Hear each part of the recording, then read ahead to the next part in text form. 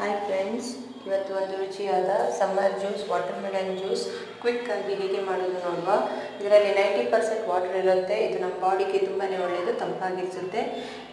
Water ಮೆಲನ್ನ ಚಿಕ್ಕದಾಗಿ ಕತ್ತರಿಸ್ಕೊಂಡು ಈ ಥರ ರೆಡಿ ಮಾಡಿ ಇಟ್ಕೋಬೇಕು. ಅದನ್ನು ಬ್ಲೆಂಡರ್ ಅಥವಾ ಮಿಕ್ಸಿ ಜಾರ್ಗೆ ಹಾಕ್ಕೊಂಡು ರುಚಿಗೆ ತಕ್ಕಷ್ಟು ಚೂರು ಉಪ್ಪು ಸೇರಿಸಬೇಕು, ಒಂದು ಅರ್ಧ ಚಮಚ. ನಂತರ 1 ಚಮಚ ಪೆಪ್ಪರ್ ಪೌಡರ್.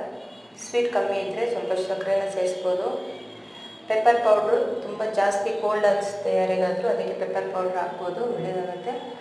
ಇದನ್ನು ಬ್ಲೆಂಡ್ ಮಾಡ್ಕೋಬೇಕು ಚೆನ್ನಾಗಿ. ಇವಾಗ ರುಚಿಯಾದ summer juice, watermelon juice ready to serve. ತುಂಬ ಬೇಗನೆ ಆಗುತ್ತೆ, ತಂಪಾಗಿರುತ್ತೆ. ಇಡೀ ವಾಟರ್ ಮೆಲನ್ ತಿನ್ನೋಕ್ಕೆ ನಮಗೆ ಆಗೋದಿಲ್ಲ ಆ ಥರ. ಸೊ ಇದಕ್ಕೆ ಈ ಥರ ಜ್ಯೂಸ್ ಮಾಡಿಕೊಂಡು ಕುಡಿಬೋದು. ಈ ರೆಸಿಪಿ ನಿಮಗೆ ಇಷ್ಟವಾದಲ್ಲಿ ಶೇರ್ ಮಾಡಿ, ಲೈಕ್ ಮಾಡಿ, ಸಬ್ಸ್ಕ್ರೈಬ್ ಮಾಡಿ. Thank you friends. ಇನ್ನೊಂದು ರೆಸಿಪಿಯೊಂದಿಗೆ ಮತ್ತೆ ಬರ್ತೀನಿ.